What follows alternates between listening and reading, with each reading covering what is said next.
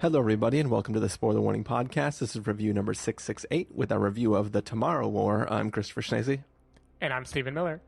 And if you're joining us for the first time, the Spoiler Warning Podcast is a weekly film review program. Each week in the show, we're going to dive in, debate, discuss, and argue over the latest films coming to a streaming platform near you. We know the world is returning to theaters, so we're holding out the last few films we can for streaming-only releases.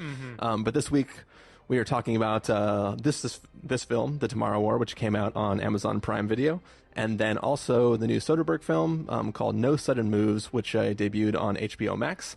So we are talking about these things, and to get this episode started, since there's going to be lots of deep conversation coming in this review of The Tomorrow War, Stephen, I'll start with like a lofty softball.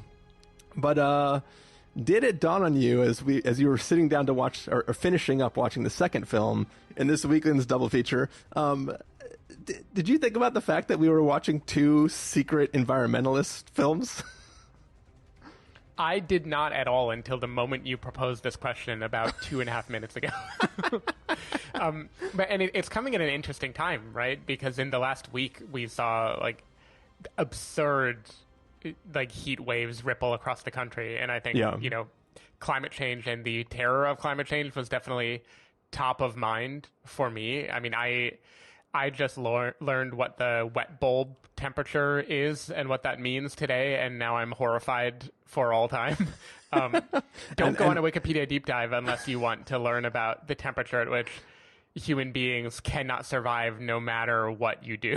Oh, gotcha. Because it's not that much higher than where parts of the world have hit already. Yeah. That is very scary. Yeah. But yeah, so hey, I mean, both of these, I will say too, both of these kind of relate to environmentalism and climate change in a way that I don't think you would know until the end of either movie. And I don't think it's a spoiler to say that, because I don't think you, the listener, will know what we are spoiling until you hit it. Yeah. But it is kind of interesting. And of course, with The Tomorrow War, much like Tenet, it's easier to see the whole thing as a metaphor, right? Like anything about our future selves calling on our past selves to take an action to save the world can be read in a lens of, the earth is going to be destroyed and only we can prevent it. But these movies, much more literally than that, become kind of environmentalist films. Well, yeah, I mean, it's funny because I like all sci-fi is sort of created as a mirror of the time it's in when it's being created, So even if you look at, say, like The Day the Earth Stood Still and the remake of The Day the Earth Stood Still, one of them was about nuclear war and humans trying to leave Earth and creating weapons that could possibly destroy other civilizations that exist in the universe, and something comes to Earth to try to prevent that from happening. Yeah. And in the remake of The Day the Earth Stood Still, it is more about like humans killing Earth and people coming to try to preserve create an ark that sort of preserves what is left of it. So it shouldn't be a surprise that a film would look at climate change or things like that and sort of work itself into the plot of what you're watching. But the way this film does it is there aren't characters that are like prophetizing the entire movie or being like, it's because of this, right? Nothing happens. It's just like thrown out there as like, interesting. What do you think about that? Yeah. Well, and then we can also talk about when we get into spoilers, the political point of view that the movie decides to take when tackling such a problem, which is arguably the opposite of what needs to happen, which is fun. But yeah, I like to think of the movies we watched this weekend as like a sequel to The Day the Earth Stood Still, which is like the day the Earth made no sudden move, which is tomorrow. Tomorrow, the war. I guess I see what you did there. Mm. Yeah, is there something less than pun? Like a puh? Whatever you just did, that was it. Yeah. It's like jazz. I know when I see it. But yeah, so Stephen, what do you say we get into this review of The Tomorrow War? I want to, but first I also want to signal that I did go to the movie theaters for the first time this weekend after a year and a half without seeing movies. And the movie I saw had many penises on screen, and it felt great to share that with a bunch of strangers. I was so tired of looking at penises at home. Yeah. And you were at like a mainstream movie theater too. It wasn't like an art house theater where everybody's mature enough to handle it. Right. Definitely not. How many Spences were there in your theater? Not many. I would say there was a couple that were like Spence adjacent in the way they laughed at everything, but no one went full Spence. I think it was Gotcha. They were partial Spences. Cool. All right. Well, with that, we are going to go ahead and take a listen to the trailer for The Tomorrow War, and then we're going to come back and give you all what I assume will be a very lively review. Oh yeah. Okay, none of you are my child. Has anyone seen Miri? Aww.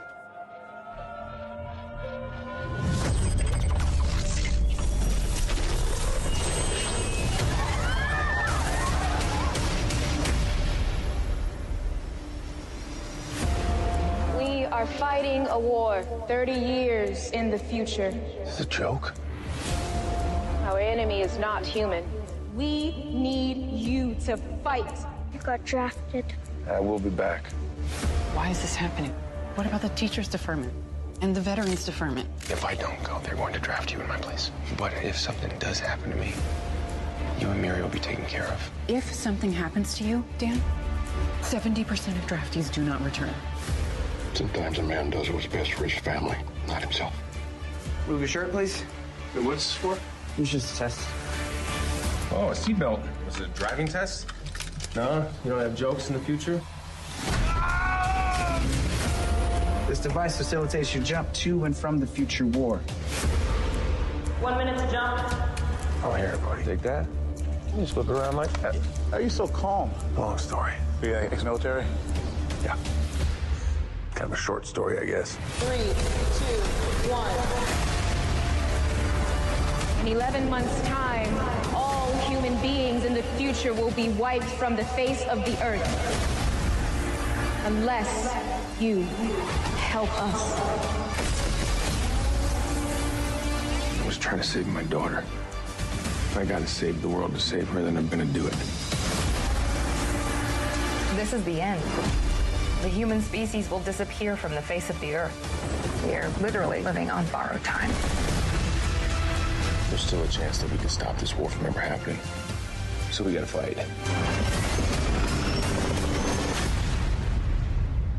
Well, it's nice knowing you.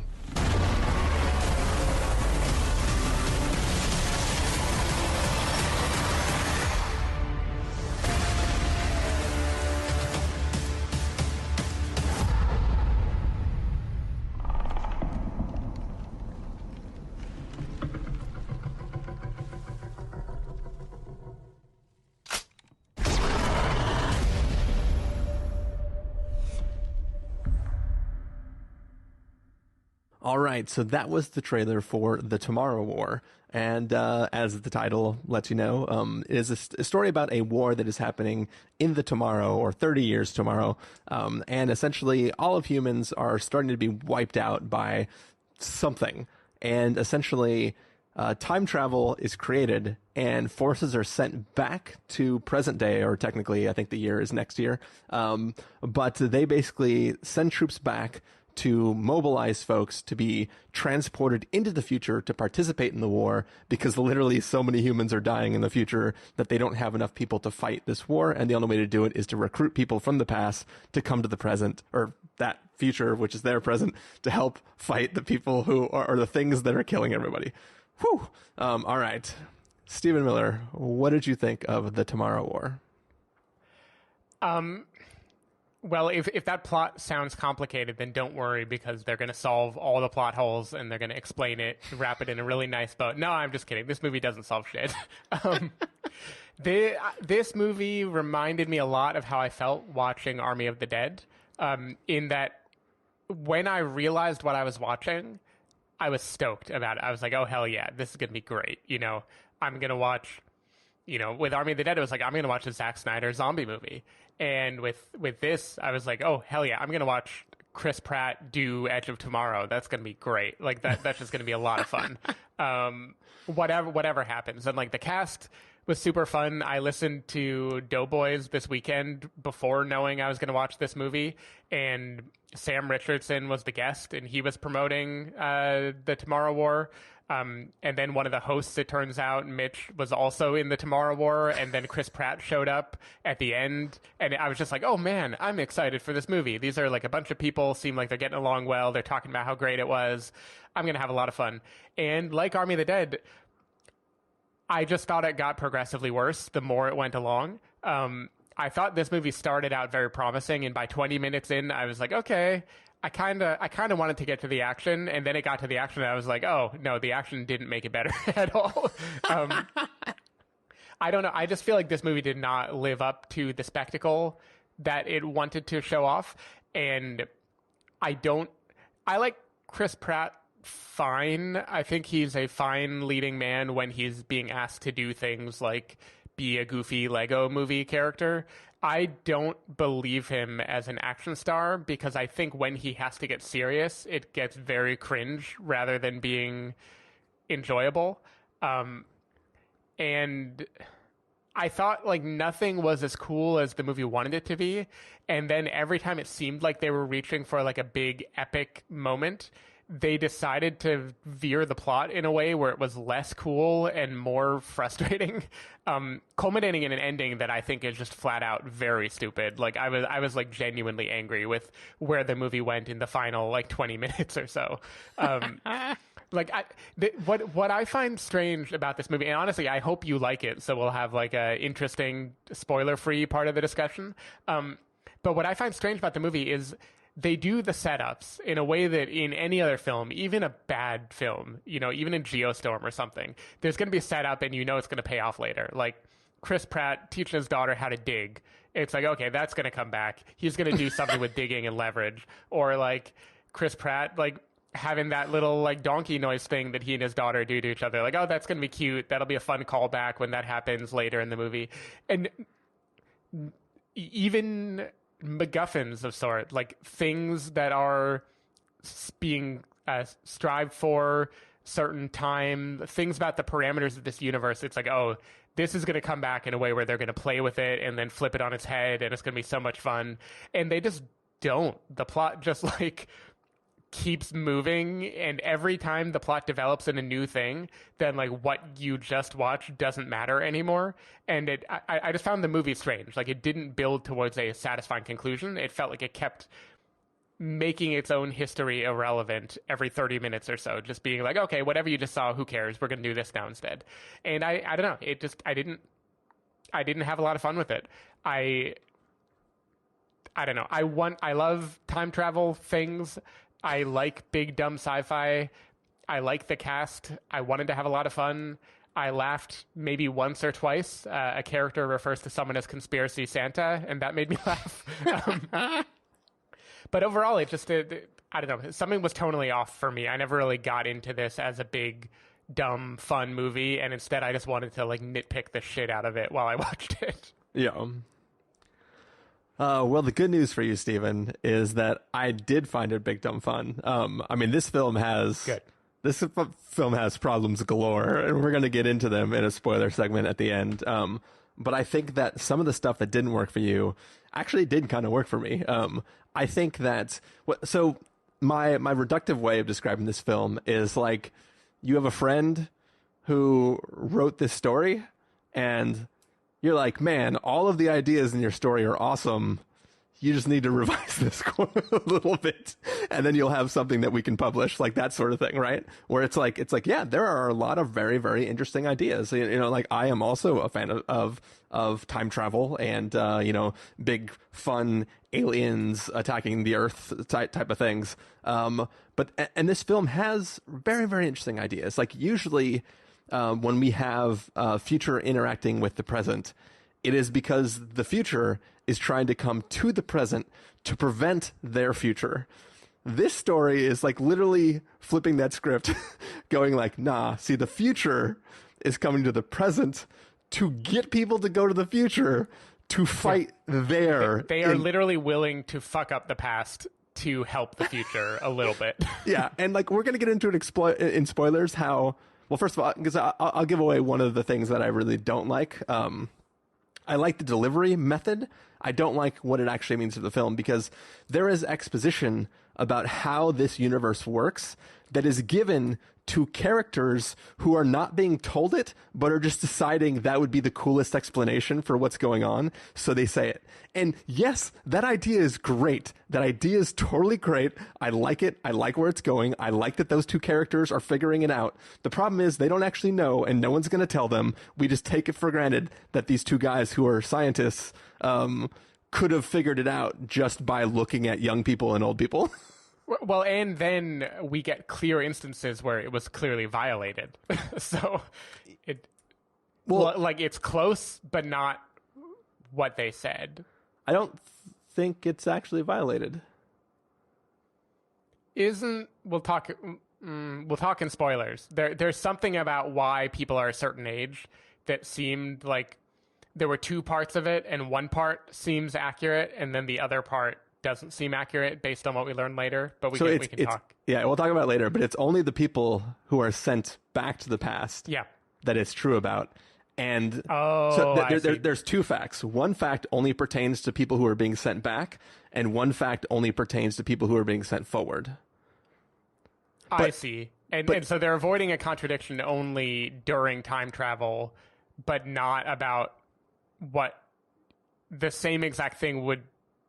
Okay, I get. They're avoiding one very specific contradiction instead of a lot of other contradictions. Yeah. And now that I've said that and tried to back up what this film was doing, I'll say the flaw in it is that the actual plan the future forces have when they come back is to take only military troops and send them to the future. And then once the military troops who are being sent to the future aren't coming back because they died too quickly, then they move on to citizens. So they created that rule after the military folks, because there's no way they were like, well, I know we have like hundreds of thousands of troops all over the place, but we're not going to send them all. We're only going to send the people for which this rule is actually true, right? It's clearly they established that rule once they moved to trying to recruit civilian people. But anyways, let me just kind of hit my list here of the things that I actually kind of like about this film. Okay. So I already said the sheer premise, the just elevator pitch for this film is actually very interesting. I think it's cool. Like I'm totally on board for it. If you execute it right, amazing film. They maybe didn't execute it right. Next thing I'll say is the plan they actually have, which I kind of just hit, like the movie, like starting with soldiers, let's send soldiers to the future. If we run out of soldiers, let's start sending other people.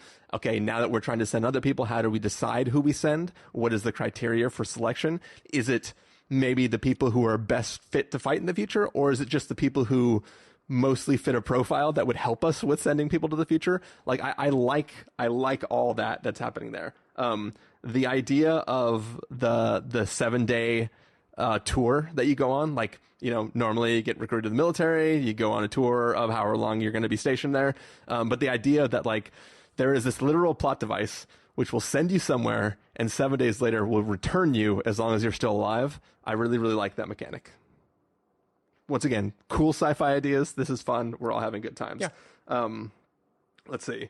I actually like the creature design in this film. I think, like, I know you've already complained about the, the action set pieces not being that cool, but I think that the speed of these creatures and their like pure like lethality and like the way they move and how like if they're running at you, you're just fucked. Like I really enjoyed the threat. Like I didn't find this movie scary, but I could imagine having just an assault rifle and having a shit ton of these things running after you and just being like, all right, we're dead.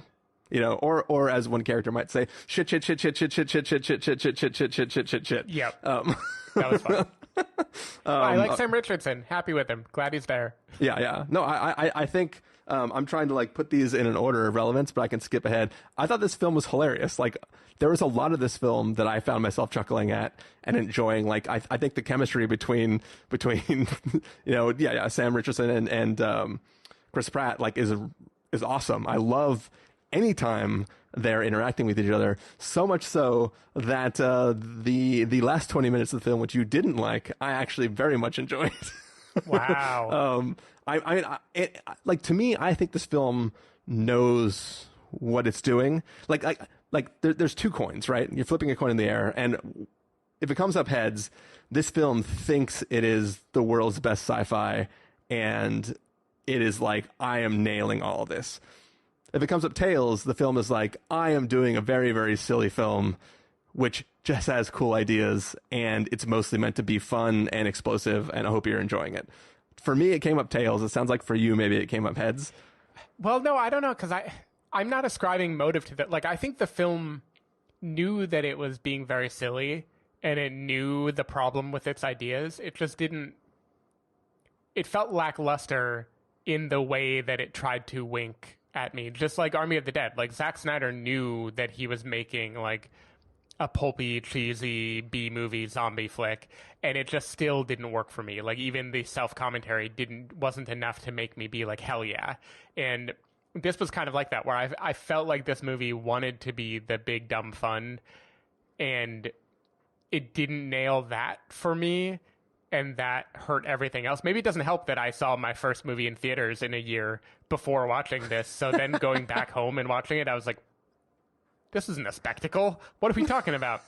I just saw a penis on a giant screen. Yeah. But yeah, this just didn't like bring me along with its dumb fun, and I don't know why. There was something about the comic beats even that just didn't totally work for me. Even though I like the character actors, but it didn't. It felt like they could have been recorded having never met. Like, it felt like they all were just delivering lines into the void, and I didn't feel any like chemistry between people. So sad. So going on into more things that I actually enjoyed about what this film does, without getting too far into it, you've already sort of hinted at this subject matter, but there is a reveal partway through this film, which a lesser film would hold to the very end and let you think it, but not really know it, and try to like turn it into a big reveal that matters. And this film is just like, nope, rip off the Band-Aid. This is a statement.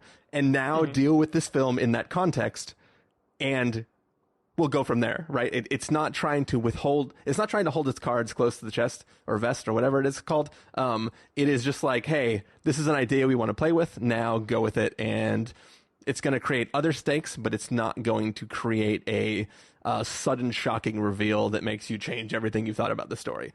So I'm glad that the film just let it be out there and just went with it and didn't try to make a big deal about it. Lastly, just like, you know, you didn't like the turn at the end where it's like the film sort of ends and then picks up to be a whole other movie, just a little, as its own little separate little journey that's going on. I really liked that little extravaganza. To me, it was fun, and it just was.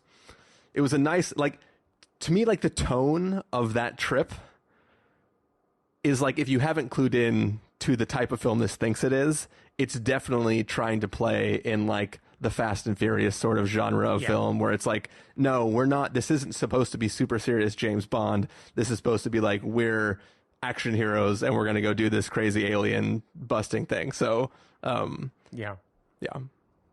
No, yeah, I get it. We'll get into it in spoilers. What bothers me about that twist is nothing they did or learned or accomplished in the previous movie winds up having any relevance to that last bit, basically. But we can talk about it. Like, some things tenuously do, but then they don't really. Like, it.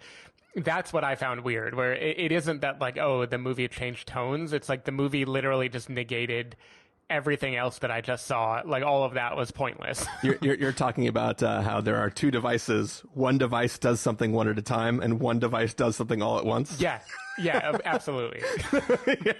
Well, and also the things that they learned to solve the problem could have been reasoned by anyone at any point without any of this, except for like, we'll get into it. We'll get it. It just doesn't.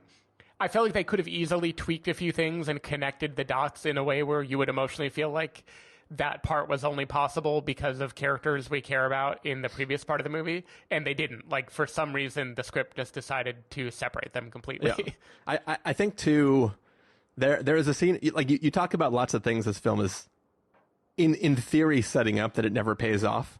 When you were describing that, in my head I was laughing because there's one thing that's set up at the beginning of the film related to what Chris Pratt's job is, and like as soon as it spends like 2 minutes thinking about this subject matter, I was like, this is going to come back. And then at the end, when it comes back, I was like, this is the greatest moment ever.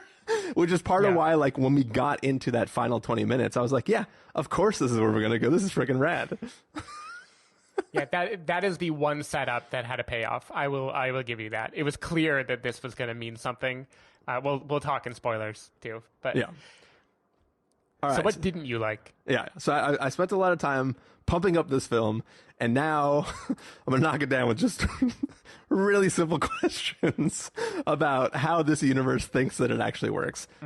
A lot of this stuff we're gonna have to actually talk about in I almost said in time travel. We're gonna have to talk about it in spoiler territory because like we have to dive into the nitty gritty to actually have this conversation for real. But there are some things that I do kind of want to talk about. So the idea here is that 30 years from now in the future, where this war is actually taking place, like human race is all but obliterated, right? There is like less than the population of San Francisco still alive on the entire planet. So like, you know, the world's fucked. It's super royally fucked. And we are, as a species, we are just barely holding on. While the shit was hitting the fan 30 years from now in the future, when did we have time to invent time travel? And where did we get the resources to build it? And how, I like the idea of future comes to now to recruit people to the future, to fight in the future. Awesome idea. But that kind of only works in a world where time travel has already been invented in the future and then shit hits the fan. There is no like, oh my God, aliens have taken over the entire planet. Quick, get all the scientists into a room and we'll have like this new group of scientists who will come together and invent time travel, and then we'll still scrounge all the resources we have left, even though all of our resources are now going to building bullets and guns and stuff like that, and we'll create these jump towers or whatever the hell they were called. And like that, there's something about that I was kind of like, no, I like the idea, but unless time travel already existed, why would you do that? Well, I also think to avoid paradoxes, they obviously need to make it be so there are only two parallel life rafts, right? Like that time travel is both are flowing forward at the same time, and you can only hop back and forth in this particular way, which I understand as a plot contrivance why that needs to be true, but I don't see any reason in the world of this movie that it happened the way they said it happened. Like, it's almost as if they just discovered a thing that already happened to exist, like a wormhole, and they exploited it, and literally, like, no one invented anything. To the point where almost even the 7-day tour and everything is all just like, oh yeah, God will send you back after 7 days. Like, we wish we could change it, but we can't. It has to be, you know, this is just what science said had to happen. Yeah, well, see, like, they do say that they specifically are opening wormholes. But it still seems like they have discovered how to do this. I like the idea of their metaphor, which they say in the film, of time is a river. We have two rafts on the river. We can transport between the two rafts, but we can't go anywhere in the river. That's just the way it works. Right. But does the past impact the future in this universe? So we'll get there in a second. Because characters talk as though it doesn't. But clearly it does, because if it didn't, how would you be landing on the same raft? Mm-hmm. Right? But anyway, so let me go back to raft metaphor. So the way that things like Tenet and Looper and Primer, all these films that I love that deal with time travel, the way they handle this, the device has to be present in both places, is, in the Primer instance, you set up the box, you turn it on. You wait for the duration you want to transport back in time, you get in the box, and you come out when you turned it on. That's the way it works, right? It's bouncing around two poles of some time distance. Right. Then you have Looper, which is we can travel from any point in the future that the device is still present to the moment it was invented and wherever it exists. And you're always going back to that same position. So the device is in a fixed place in time. You get in it in the future, you come out in the past, and you can't go any further back than when the device existed. Great. Tenet, there's literal turnstiles that turn you backwards, and you go as far as you want to. You could theoretically go until you die backwards. But if you want to not go forever, then you had better stop when you hit the time period that the turnstiles started being there. So like those are all that makes sense. It makes sense why you have two polar coordinates in time where you can go between them. In this film, when they decide to go back in time, there is no second raft. They build that raft. Best I can guesstimate is that they build it in the 11 months that they. So here's the problem. The character who appears from the future to tell the world during World Cup about what's happening, the dialogue written for her is bad. Because it's written by somebody who already knows the idea of both things traveling in present. Because what she says, and I like wrote it down during while we were listening to the trailer, because I was like, yeah, that doesn't make any sense. Because I was really confused at the beginning of the film. Because she literally says, in 11 months in the future, all of humanity will be dying. And it smash cuts to a news presenter saying, yeah, when they showed up 12 months ago, that was super fucking weird. And I was like, what? And I was like, oh, what she's saying is that 11 months from now, in the future, 30 years from 11 months from now, all of life on the planet will be about to be dead. So she is talking to the world who doesn't have context for her statement. The world would have erupted into craziness because everybody thinks they have 11 months to live. But no, they all have 11 months and 30 years to live. But she's saying that her reality, 11 months from now, is about to be dead. So they need everybody to start jumping to the future. So what I understand is that these jump towers, jump gates, jump towers, whatever they're called, they allow you to open up a wormhole and drop you somewhere. So they could always go into the past without a jump gate there, but they needed to construct a jump gate here to return to send people to the future. So it was like, hey, we're in the past. Now we got to build time travel. So, but then characters in this universe have a fear that if a tower were to be disabled in some way, whether temporarily or permanently, then they would have no way to jump back and forth. But the tower in the future could always be risked because the tower in the past should be able to continue to jump people to the future. You wouldn't know where you're jumping to or what the state of the world is, but based on what we've seen from this film, the tower should always go wherever you want to send it, and you only need a tower there to return you. So Well, I couldn't even tell if I believe you, and maybe I just wasn't paying good enough attention. I couldn't tell if they constructed anything like a tower in the past or if they just brought these armbands back with them, and the armbands are just this thing that knows how to come back, and that like the armband governs everything, which is kind of how I feel like the movie portrays it, almost as if the scientist that invented the armband died and now they just have this thing that they can use, but they literally can't change anything about it. Yeah, I don't know if you ever see... I would have to scrub through to see. I don't know if you ever see the one in the past, but because they specifically give the metaphor of two rafts, I assume there was two jump gates / towers. So that is a question to go back and find out. But it definitely, to me, it seems like, no, as long as you have one, you can go wherever you need to. You just can't come back without the other one. So I have a question in the context of this movie, which does make it mostly seem like the past doesn't impact the future. It does treat these as parallel dimensions and not as the inevitability that you will hit. Why would anyone in the past agree to jump to the future to fight this war, let alone everyone agreeing? So the military folks, they don't have to agree, right? Their governments tell them to do it.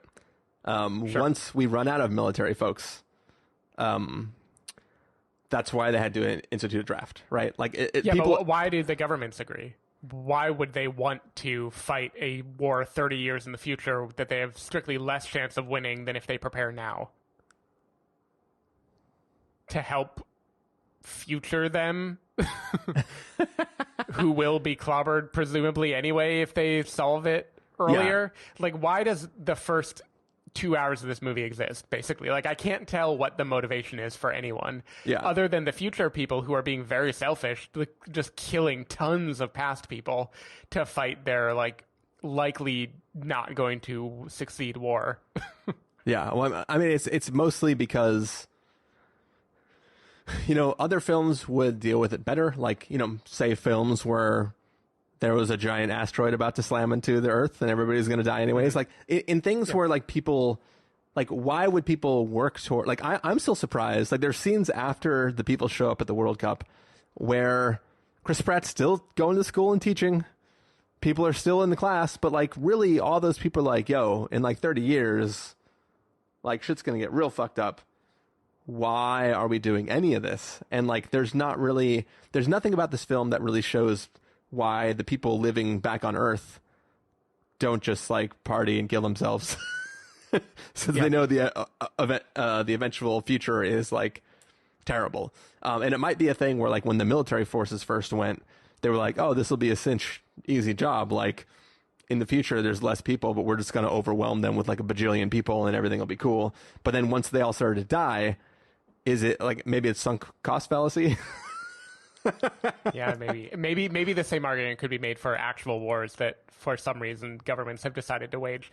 It just, it feels like it's all humanity meaning all the world governments and everything pooling together to be like, yes, we will stop this threat. But in any other version of this movie, and I get that it's fun that they flipped it because it makes the dynamic different. In any other version of this movie, you would go back in time to neutralize the threat. You wouldn't go forward in time to fight a threat you know will happen. You would take all the information you know from the future and use that to today neutralize the threat. And I just don't understand why everyone would do the former instead. It seems like a bad plan. Yeah. Well, I mean, we've never, Stephen, been in a situation where things busted out of sparkly clouds and said they were from the future and said, we need you to do this thing, right? Yeah, that's true. It's never happened before, so how do we know how to respond to it? Right. Yeah, I don't know, but that also just made the stakes not feel real to me. Like, when I like the creature design fine. Again, you know, there's Zerg, but everything is the Zerg. You know, people can't help that. The StarCraft just, like, has a monopoly on all creatures. But I just felt like how powerful or not powerful the creatures are, it's one of those things, like, again, in Army of the Dead, where it, like, varies wildly depending on whatever the script needs to be true, where sometimes one of them is this unstoppable force and sometimes a horde of them can be, like, held back by a few people with guns. I don't know, the way something, even just in the imaginary ethics of this universe, where I was already thinking, like, these future people are selfish as fuck, like, going back in time and just sending countless people to die from the past to fight this war for them.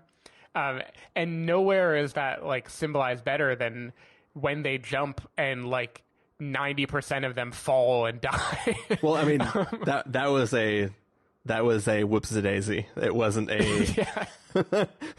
I just feel like there's a lot of whoops-a-daisies, and, like, the people in the future, including, you know, certain kernels that we grow to care about quite a bit, are actually playing, like, very fast and loose with human life, including the human life of people who could have had long, satisfying lives ahead of them still. You know, long with an asterisk on it. We'll talk about it, but yeah. I don't know. It just felt funny. It was like a fun plot contrivance, but then it made me not care that much about the mission they were fighting, because it all felt like they're just in a parallel dimension being forced to battle a thing that doesn't actually mean anything to them. And that was just kind of a weird dynamic to me. Yeah. I mean, it definitely is. I think what this film is trying to do, at least loosely, is try to wave the ethics of it by selecting specific groups of people for these missions. Part of it is to avoid the timey-wimey paradoxy stuff, but some of it is also just removing the ethics of it.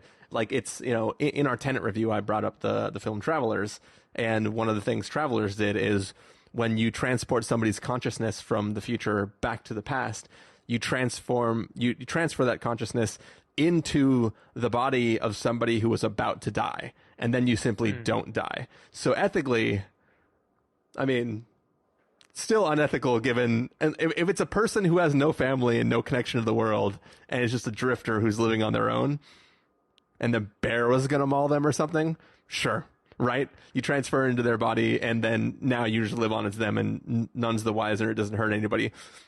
You know, there's more of a gray area when that person has friends and family and stuff that you're now supposed to be in. Well, also, it might be rough in like 2 minutes when a bear mauls you.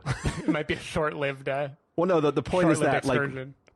like the lead character, he the human that was him before he transferred into his consciousness was about to accidentally fall down an elevator shaft in an abandoned building and die. And they transfer into the consciousness right before he falls in, and he goes, "What? Don't fall!" And then now he's alive.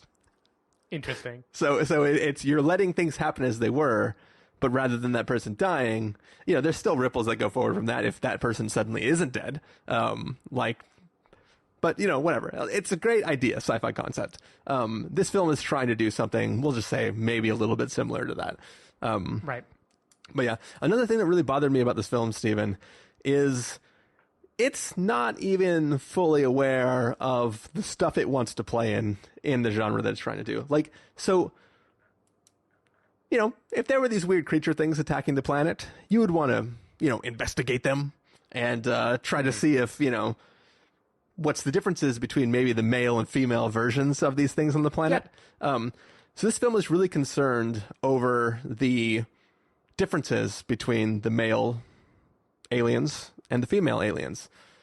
Here's the thing, Stephen. If you have all male aliens and one female alien, do you think that it's just male and females, or do you think this is a queen and the rest are just the drone, like, worker bee equivalents, right? Like, clearly this film... I mean, in 2021, I believe all female aliens are queens. But no, like seriously though, like, clearly this is the queen, right? Right. But they treat it as though, like, nah, it's just this one female that's a little bit different than the rest of the males. It's like, no, it's the queen. Like, what is wrong with you? And they have a solution that works on everyone except for the queen, and they won't deploy it because they're only concerned with figuring out how to solve this problem with the queen. Yeah, no, well, that is the biggest question, is why, in this hopeless situation they're in, do they not deploy the solution that works for everyone else? Yeah, like Stephen, a queen's real scary, right? But you know what's more scary than a queen? 100,000 whatever the other things are. Yeah. If I could push a button that kills all the 100,000 whatevers, and then the 500,000 surviving humans of the human race could just pick up their guns and run after the queen for a week. Yeah. Would that not be the plan we would want to go for? Yeah, but I mean, the movie has established that it's impossible to catch and restrain a queen. Oh, never mind. No, it doesn't. The movie does the opposite. I mean, I don't know if there is a single queen, a queen singular, or numerous queens, but it is certainly like many to few. And it seemed really weird to me that, like, until they can solve the queen problem, they're just not gonna deploy the other shit. Yeah, I'm just all I'm gonna say is that there's all the things look one way, and there's one thing that looks slightly different, and we only see one. No matter what time we're in or where we're watching this movie from, we only ever see one. Mm-hmm. And I feel like, you know, if one character would have just said, hey, it's the queen, you know, or if there was even a scene where people say, like, yeah, the queen just spits them out, like, asexually, and they just, like, multiply really crazy. That would be an interesting thing to know, too, because, once again, your plan of what you need to do to kill people in this film changes drastically on where the threat is for the continued growing population of these creatures. Right. I agree. One final non-spoilery thought I want to say is this movie really likes 6-minute warnings for something. At least 2 times it was specifically 6 minutes. And the first time I didn't pause to check, but I swear to God the movie goes on for like 15 more minutes before the thing happens. Well, it's like that runway scene at the end of one of those fast movies, right? Where it's like, well, no, all those things you're watching were taking place concurrently. And each individual group of people took place in that 60 seconds or whatever. The problem is all the things I was watching here were Chris Pratt. So. Touche, Stephen. Touche. All right. Well, have we done enough non-spoiler conversations, Stephen? I think we have. All right. Well, that means it's time for us to close out the episode for the folks that don't want spoilers. So let's go ahead and get to the verdicts first. Stephen Miller, if you were going to give us a must-see, recommend with a caveat, wait for rental, pass with a caveat, or a must-avoid, what would you give it? I'm giving it a pass with a caveat. I wish I had opted to see this in theaters just because I'm sure it would have gotten rounded up by the joy of seeing a big spectacle on the big screen. I don't even know if it went to theaters, though. I didn't check, or if it was only Amazon Prime. I should probably know that. But anyway, seeing it only at home on a rental, I was not sucked in at all to the world that they created. I felt the plot holes too viscerally, and the chemistry just didn't work for me. Caveat being, like, there are funny, talented people involved in this movie. There are some fun one-liners. There are ideas, as Christopher pointed out, that would make for a good movie, like, hypothetically, and those ideas were cool enough to think about, but I just didn't get a lot of joy watching this movie, and it's really fucking long, like, for what it is giving you. It felt like a big time commitment, given the lack, for me, of a payoff in fun points. Well, unfortunately, Stephen, there's only a raft at the beginning and end of 2 hours and 30 minutes or whatever it was. So you had to just live on that river the whole time. I know. So I'm going to give it a recommend with a caveat. I quickly looked it up, and this was not playing in theaters as far as I can tell. Okay. But I did watch it in headphones with the sound turned up and on a projector, so I got a little bit of that movie experience.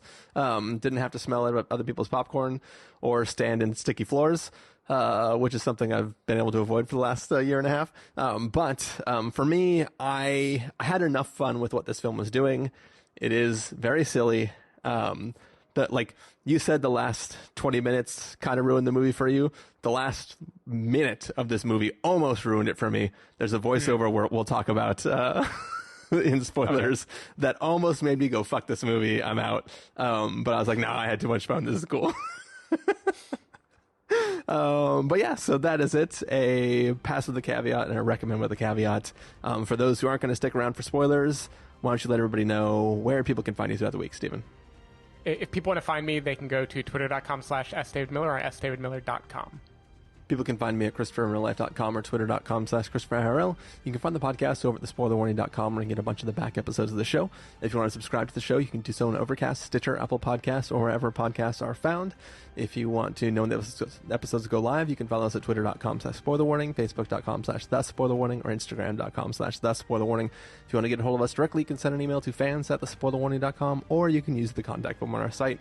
Music for this episode will come from the soundtrack to The Tomorrow War, so hopefully you are enjoying that. And that music is going to fade up. We're going to count out 6 minutes. And then we'll be back, and it'll be spoiler territory. And if you survive for 7 days, you'll get to return to non-spoiler segment, so hopefully you enjoy that. Nice.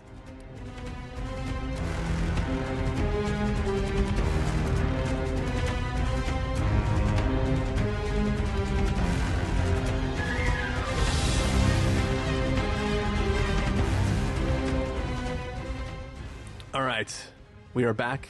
You have landed on a roof in a bombed-out Miami. We are here to talk about full-blown spoilers for this film, The Tomorrow War. So where would you like to get started, Stephen? Ooh, let's see. Okay, there's a few places we could do. I assume you might have a more chronological order you want to go in. For me, the first thing I would want to talk about are the fact that the commander is his daughter Murray in the future, and that she reveals the way Chris Pratt's life goes downhill over 7 years. Because for me, that should have been an emotional crux of the movie, and it should have been paying off some themes the film was dabbling in, and instead it felt like completely out of nowhere and resolved immediately, and it just like lacked all of the payoff that I feel like a scene like that should have. And that was one of my first times being like, okay, what does the movie have up its sleeve? Because this, I hope, was not it. Yeah. So there's a lot of problems with that, and it centers around like, so that relates to the voiceover at the end of the film that I really, really hated. It also sort of relates to some stuff that I thought was going to happen, which in a way does happen, but not in the way that I thought it would happen. I was sort of expecting, let's say there's another film that we watched in the history of the show where aliens come to Earth and all of the world sort of, comes together and separate to try to figure out what to do about it and how to solve what their presence means for the human race. We're talking about. I mean, I wasn't going to say it because you're going to spoil it. Sorry, bleep it. But a character has knowledge about something that's going to happen to somebody in their life and has to decide whether or not to no, I don't want to spoil it. Basically, somebody knows that if they decide to do A, B will happen, and they have to decide whether or not A is worth all the trouble given the eventuality in exchange for the time in which that thing will be good before it turns bad. Yeah. So what I thought this film was going to do, because obviously Chris Pratt, he's a great guy, stand-up guy, right? Seems like a great father. Seems like everything's cool. We talking the actor or the character? The character. Because I think Anna Faris would say he's not quite so great. Yeah, well, his character in this film, right? We believe him to be a good stand-up guy, right? Nice teacher, nice father, maybe a nice husband. Right. Everything's like honky-dory. Like, we're all super good. Sure. And he learns from his daughter that, at some point in time, he is going to walk away from the family. We have also learned via a Christmas card that's thrown in the trash that Chris Pratt's father, J.K. Simmons, has walked away from his family when he was younger. Yeah. We find out through conversations with J.K. Simmons that he was, he came back from Nam, couldn't reintegrate into society, was just a violent man, was like, nope, it's better that I leave because I'm going to hurt you guys if I stay. I'm bad for you. I need to leave to protect y'all. We know Chris Pratt has always hated that about his father. Yeah. So you would think that he would be like, well, I'm never leaving my family because my dad left me and that fucking sucked. Right. So what we're watching when we hear the daughter's in the future, her firsthand account of the fact that, the parents separated, then eventually fully divorced, then he went away, and then one day was struck by a car and died. He has a hard time believing it because he's like, no, I wouldn't fucking do that. And this film seems to be throwing out the trope of like, sins of the father, sins of the son, whatever. Yeah, in a way that doesn't make any sense because he wouldn't even be the only reason. I think I know where you're going. The only reason he would be afflicted by that feeling is if he were a veteran of this Tomorrow War, and that jaded him so much that it caused him to do all those things. Well, that's not where I was going. But we know that he also served in Iraq. He did three tours or whatever. But it's like, oh, father was a soldier, eventually left. He was a soldier. He tried to get a cool job, couldn't get the job. Maybe he's going to be so burnt out on life, he's going to go like full wildlife on his family and just be like, no, I got to be a firefighter. Fuck it, I'm out. Right? Like, there could be something to happen, right? So this film wants us to believe that this is like a systemic thing in this line of men in this family, and that like they'll eventually always leave, right? So I'm watching this film and I'm like, this doesn't make any sense. Nothing about this character. The character doesn't believe it. We as the people, I as the person watching the film, don't believe this would happen. I was like, maybe she's lying and maybe he dies in this 7 days and that's how he, quote, left, because he never made it back. But I was like, no, that's not what this film's doing. I was like, all right, what if she is going to give him something to take back to his time that will end the war before it ever happens? But in order for that to happen, he has to devote his life to this cause that he's going to, like, he's basically going to become Noah, right? Yeah. Where he's like, yo, there's going to be aliens in 30 years. I gotta leave my family and go work day and night to try to work towards training these people to do this one thing and figure out what happened in Russia a million years ago, right? Like, so that was my idea, is that his daughter gives him a mission, and the mission, he has to then walk away from her. And she, when giving him the mission, doesn't realize that that's why he left when she was a girl. That's what I thought it was doing, right? Nope. No, not doing anything. This film's not doing anything like that. It's just a story this film about is how he much left. more like Chris Pratt is like Dwayne "The Rock" Johnson, where he's a character that has to be innately good and charming at all times, and yet we have to believe that there's some deep interpersonal thing that he has to redeem. And that just didn't make any sense to me at all. Yeah. This is like if It's a Wonderful Life began with Jimmy Stewart saying like, hey, I want to live. What's going on? And then like he had to learn all about why he wants to live. It's like, yeah, I know.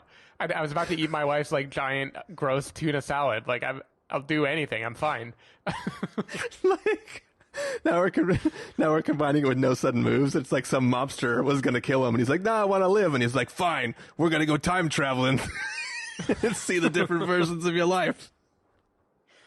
But anyways, yes, because that had no payoff for me. And her, the actress that plays Miri in the future, she's good. She has to do what she has to do, but the emotional moment she has to deliver, where she is so deeply upset and like to the point she can barely talk about it, with the betrayal of her father in that moment, compared to the way she knows her father to be, it just didn't mesh with me at all. Like the movie tries to do it by being like, no, this is the older you, and I know the older you was great, but then you will change. But just nothing about Chris Pratt suggests that he will change in this movie in a negative way at all. And I don't feel like he learns anything that would inoculate him. Like, he doesn't learn anything. So that's why I almost just told this movie to fuck off in the last 60 seconds, is because I just watched this movie that was fun.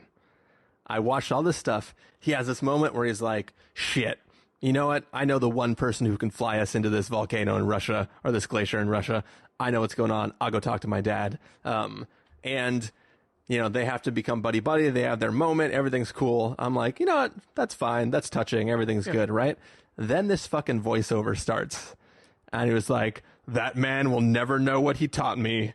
Now I know for sure I'll never leave this family, because now I know what it means to have a family. And I was like, nope, no, you did not earn that fucking voiceover. You always had a family. It was literally your life at the beginning of the movie. Yeah, like you already didn't want to leave them, then you didn't leave them, and then you fought a future war, and then you came back and you let your dad hug your daughter, and now you think you learned a lesson about how you shouldn't leave your family? Did your dad's dad never hug him either? Like, it just didn't make any sense. Yeah, no, it doesn't make any sense. So, okay, let's jump to the thing that really drove me crazy is, okay, so Miri is working to find this, what is she calling it? Antidote, poison, vaccine, this thing? Toxin, yeah. Toxin, yeah. She's working to find the toxin, the ideal toxin that can kill all of these creatures, including the queen. Ignore that she said they had other toxins that worked on everything but the queen, because that's fucking stupid. They should have deployed that like immediately. Yeah, I mean, to her credit, they do seem to imply that they can't rapidly manufacture it because they just don't have the facilities to do that. So it's like, yeah, but send those back too. Yeah, like do your plan as advertised. Yeah, but anyway, she does the work to get the toxin. Kills a lot of people in the process. That's how science works. It's fine. We're always killing people. But Chris Pratt gets the toxin and goes back in time because mass producing it is the answer. He can't send it forward in time, which matters in this universe because apparently time is a different dimension, and the fact that he still has this thing that can stop them in their tracks before they even start doesn't matter to him anymore. And then the movie just like basically jettisons all that and has him just like look at the claw that the guy had and do what apparently no brilliant scientist in the future did, which is try to look up what can we learn about these creatures from anything.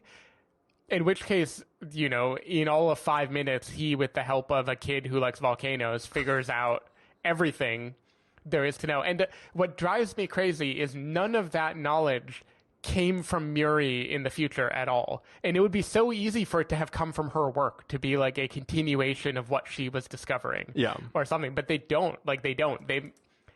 And like, he is so much smarter than his daughter in the future. He solves this so quickly without having any time to think about it. But that's the thing is everybody in the future is working in their present. They don't have all the time in the world like all these folks do. Sure.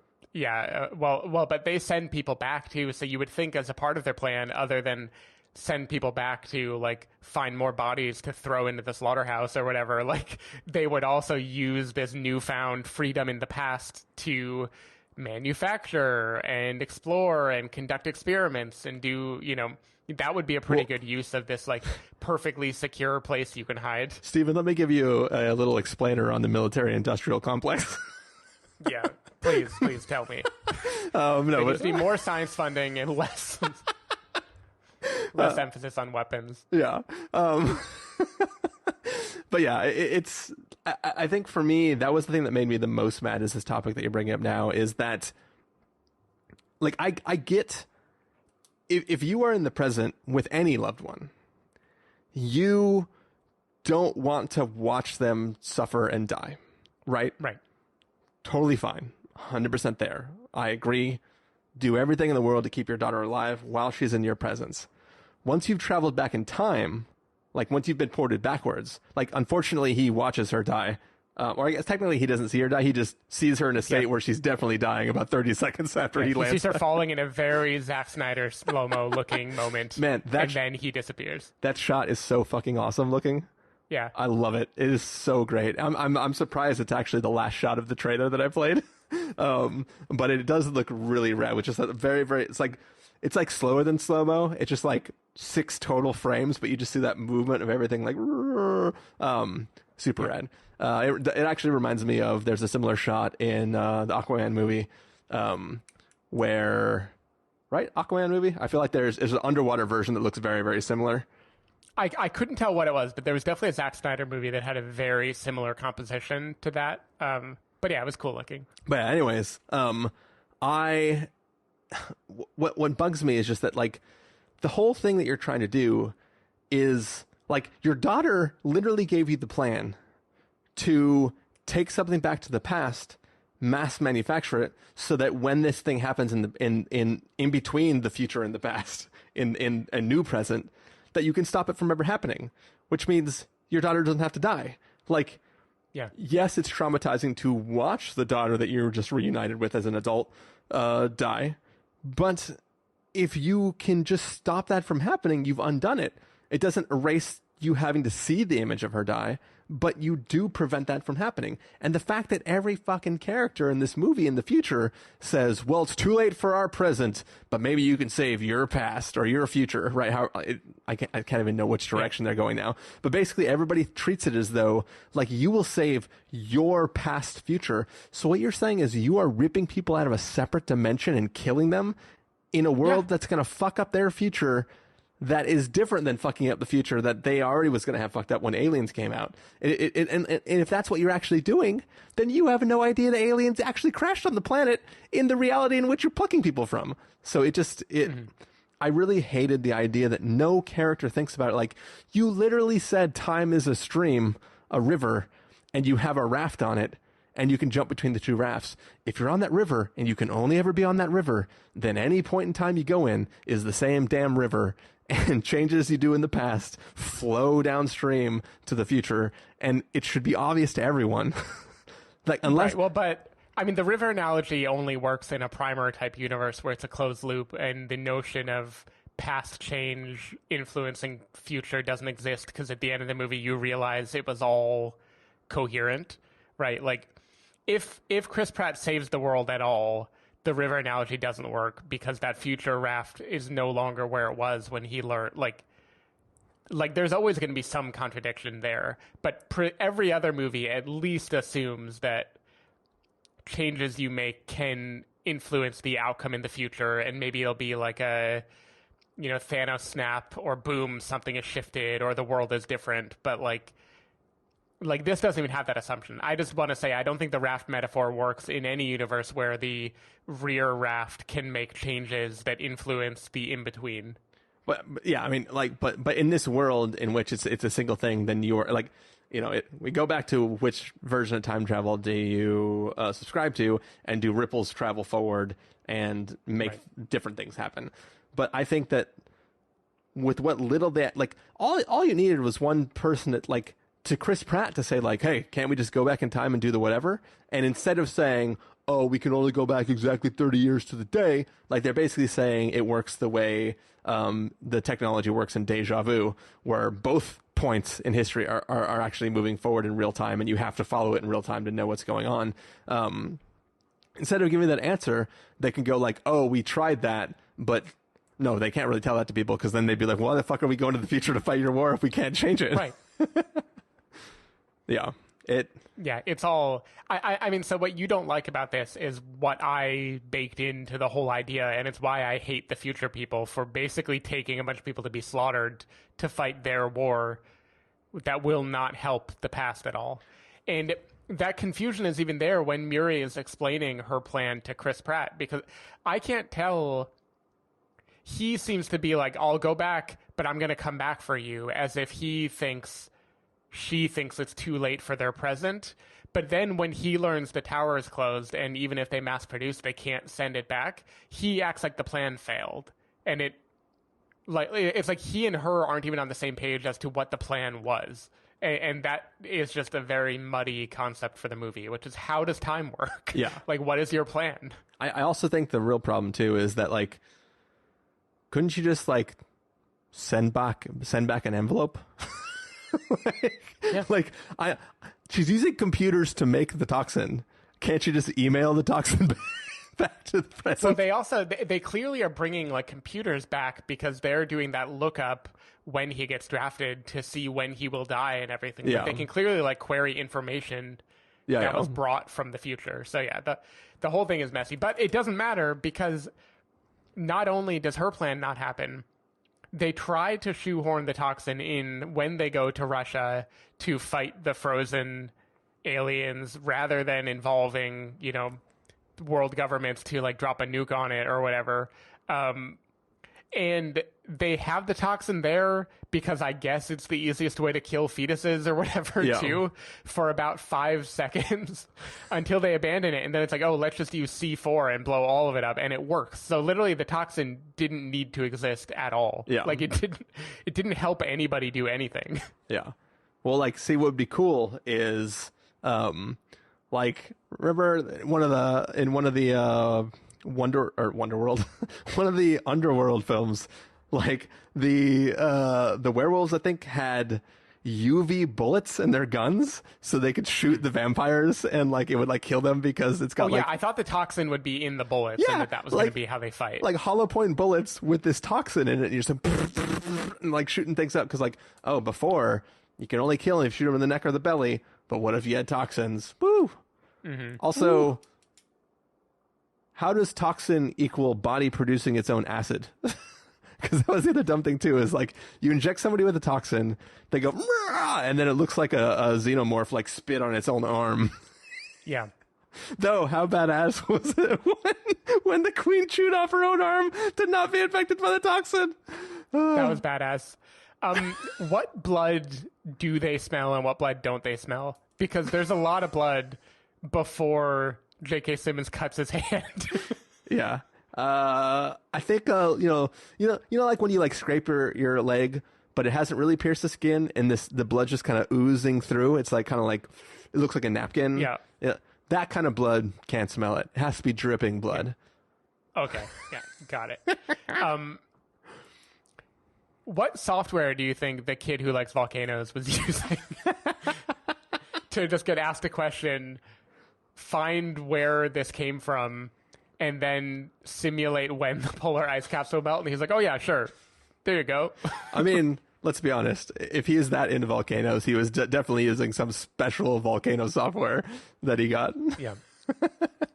It's just nice that the volcano software is also a future ice cap melting simulator. Like, he didn't have to change Windows or anything. Yeah. He was using Encarta 95. Yeah. So I did just want to mention, like, I know they're doing it for the dumb, fun movie, you know, the Fast and Furious thing of we're going to save the world, is when they decide to go there, find the spaceship, and rather than say we have proof, we can go back and tell the world governments, which we know in this universe, the world governments are more than willing to take unified action to solve a problem. Literally, the whole movie is because they did that. But they when you're missing the very, very important line of dialogue, Stephen, where they go, once the jump gate was destroyed, all the world basically closed all their borders, stopped working together, and massive riots launched everywhere. So basically, every country in the world went into lockdown, and the citizens began rioting because they thought the world was going to end in 30 years. I just want to say, I feel, knowing that Chris Pratt is like almost definitely like a secretly right-wing dude, like I think that is kind of like an open secret in everything. The don't go to the government, protests are hurting the situation, let's take matters into our own hands. Like it all felt very conservative to me in a weird way, like at the end. All right. I did like, though, I had this written down in my notes, what you alluded to at the beginning. Like, I do like that they found a way for global warming to literally cause the end of humanity, but not because of warming, because it unleashes aliens. Like, I'm sure probably newer Godzilla movies did that too. Like, this probably isn't the first movie to say that, like, climate change causes some havoc that destroys the world that is aliens or monsters or whatever, but I did think this was a fun one. But what a fucking dumb plan to, like, okay, let's 5 of us go here, unleash them today rather than waiting 28 years for them to be unleashed, and then fight them with guns. Yeah. Well, see, like, it just feels, it feels like an amalgamation of different things, right? Like, it's like, okay, remember in Independence Day when they gave the mothership a cold? They uploaded a virus. They're like, all right, well, we can't do that again. Whoa, wait, what if instead of a computer virus, it was literally a serum that contained a toxin that's like a physical virus? And that was that was their big plan. But, like, there was no, like, find the ship, see that all these little pods are all connected together, because they need something to, like, keep the things in some sort of stasis. And you just, like, inject it in there, and then it just feeds to the whole system and then kills everything in their pods. Also... yeah. Why would that toxin react that fast? I don't know. But also, going back to the metaphor, like talking about the time travel where you can't change something that's going to happen in the future, the one thing this film did not try to do was that another film might have tried to do, is that Chris Pratt trying to fuck with the stuff to prevent it from happening is the one who unleashes them, but instead of unleashing them 30 years in the future, he unleashes them in the present and then causes the downfall of the entire planet.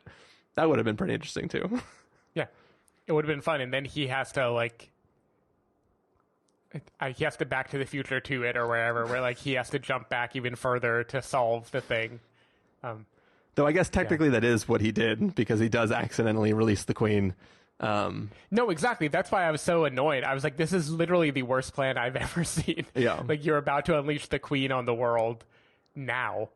Also, if they were mass producing the serum, why did they not put it in their bullets? Maybe not in the future everybody gets bullets with the serum in it, with the toxin in it, but why not build your own? Yeah, I thought they would, because I thought they were at least going to pay homage to the sacrifice of his daughter so he could be so proud of her.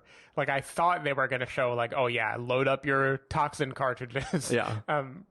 But they didn't. Also, they were stabbing people in little weird, like, sacks that they were hiding in. We talked about the volcano kid being the one payoff. There was one other payoff we haven't talked about yet, Stephen, which is... take this claw. It'll be your souvenir. And then he uses the claw to kill the queen at the end. Yeah, that's true. I like that. There was a moment, I might have just, again, not been paying well enough attention, but when they're in Russia and they first see the area where they know, like, this seems like a crater imprint, there's probably a spaceship here. I feel like a character just goes light it up and then bombs explode everywhere. Was there like an airstrike they called in that I didn't see? No, I think they placed ambient bombs. No, I think they had placed like a row of depth charges, not depth charges, that's ocean. But you know what I mean, like mining charges along the ridge. But I feel like in the movie they are walking over to find it, and then they say, "Oh, that must be it," and then they decide to do it. Like they haven't already been there. Steven, do you really want to watch them set all those chargers up? It was a jump in time. Yeah. A much smaller jump than what the rest of the film is doing. 30 years or I'm out. I can't take any shorter. Speaking of time, Steven, I think we're about out of it. Yep. 30 years from now, we'll still be recording this episode. I was imagining 30 years from now, we come back to the present and warn ourselves not to finish recording this podcast because in the future, every movie is a sequel of the Tomorrow War. All right. Well, we have one more film to review for you this weekend, and that's No Sudden Moves. But Steve and I are going to make actual sudden moves right now to go off to record that. So thanks for listening, if you made it this far. And if not, I'm sorry we couldn't draft you.